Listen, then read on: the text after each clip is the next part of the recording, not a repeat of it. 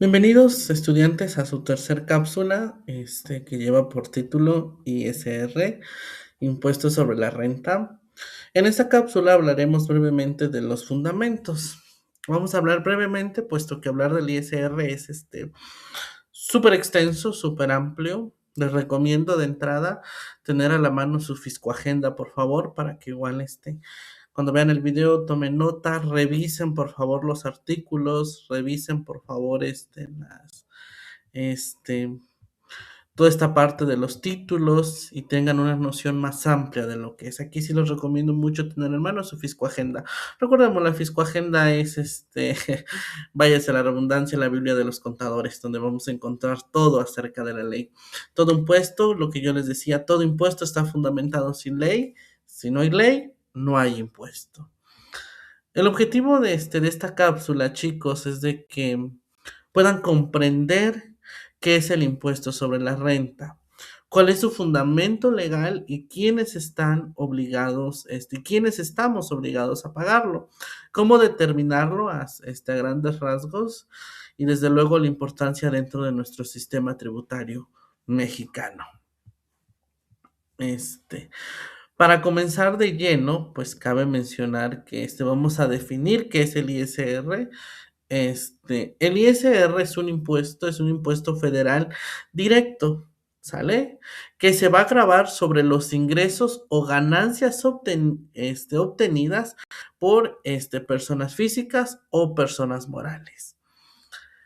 Se considera un impuesto directo, de cierta manera, porque afecta directamente la capacidad económica del contribuyente. Por eso se considera un impuesto directo, porque afecta la capacidad económica del contribuyente y se grava, repito, sobre ingresos o ganancias obtenidas, ya seas persona física o persona moral.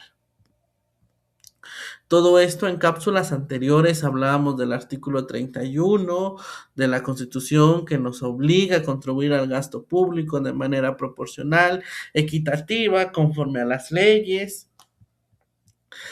Y es ahí donde decimos, sin ley no hay impuesto.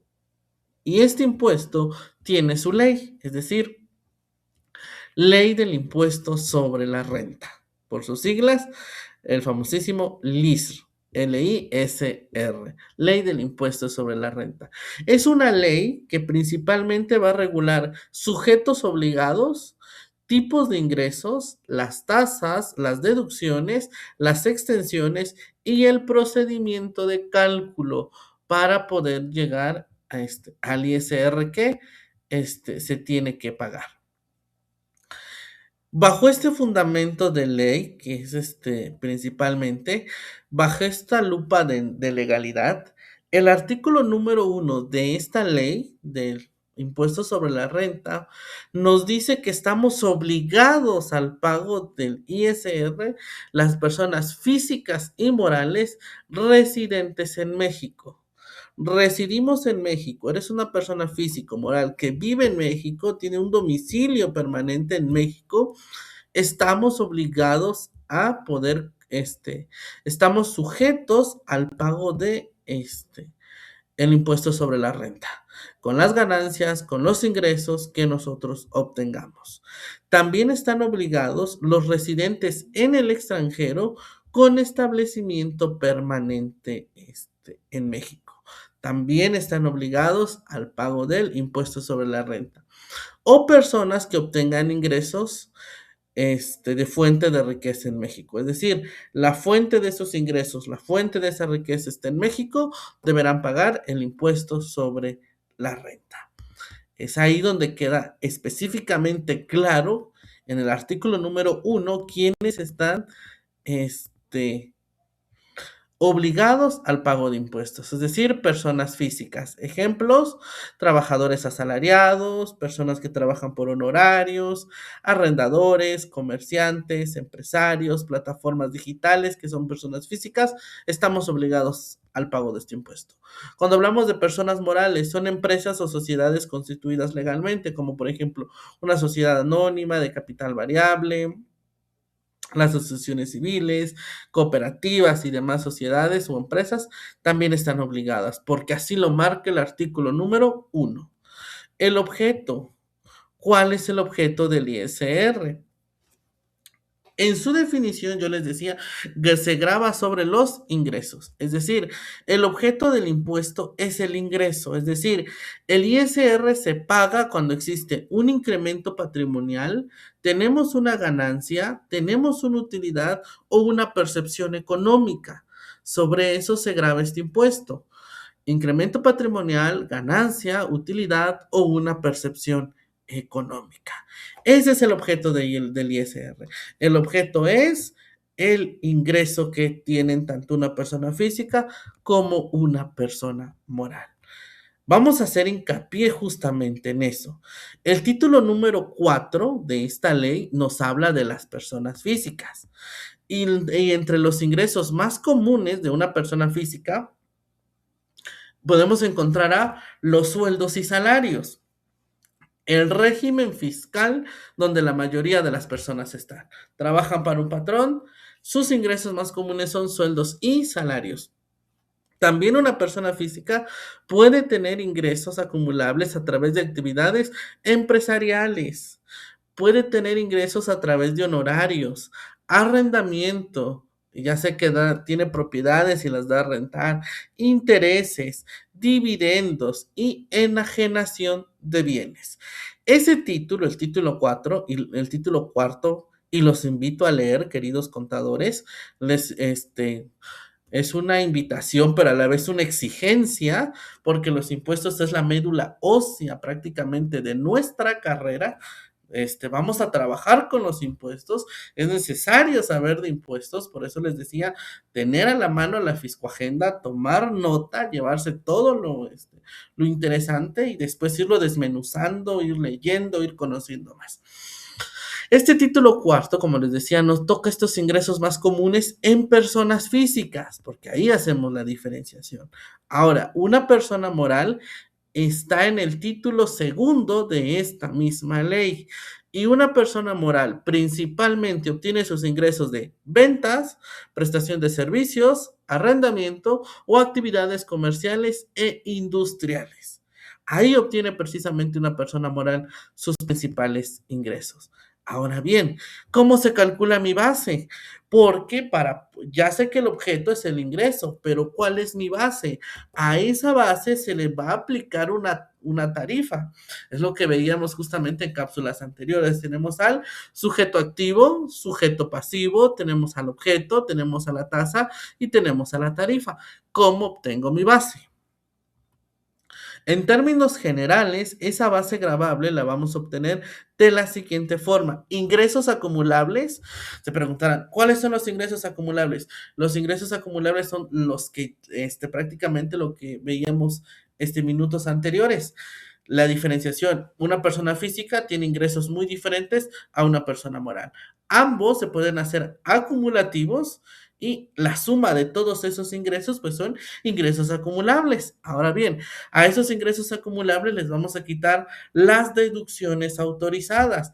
Otra pregunta, querido contador, ¿qué es una deducción autorizada? Termino de explicar la fórmula y paso a qué es una deducción autorizada. Y pérdidas fiscales. Es decir, la resta de tus ingresos menos tus deducciones menos tus pérdidas fiscales, es decir, en años anteriores tuviste pérdidas, te da como resultado final tu base gravable. A esa base gravable le va a corresponder una tarifa, ¿sale? El resultado de esta resta le vamos a aplicar una tasa o tarifa establecida en ley. El artículo 9 de la ley del ISR, 9 para personas morales, nos dice que esta utilidad fiscal, la base gravable, la vamos a llamar base gravable utilidad fiscal, la vamos a multiplicar por el 30%, ¿sale? Es decir, para personas morales ya está establecido el 30%. Para personas físicas vamos a aplicar una tarifa progresiva. Lo vamos a ver en una sesión de clase completamente virtual para que yo les explique todo eso. ¿Qué significa? ¿Qué quiere decir una tarifa progresiva? Que mientras mayor sea el ingreso, mayor será el porcentaje del impuesto. La tarifa aproximadamente va del 1.92 hasta el 35%. Entre más sea el ingreso, mayor será el porcentaje del impuesto a pagar. Ahora sí, vamos con las deducciones autorizadas. Las deducciones autorizadas van a permitir disminuir la base gravable, como pueden ver en la fórmula. Mis ingresos, si yo tenía ingresos de 30,000, al reducirle mis deducciones autorizadas, esa base gravable se reduce.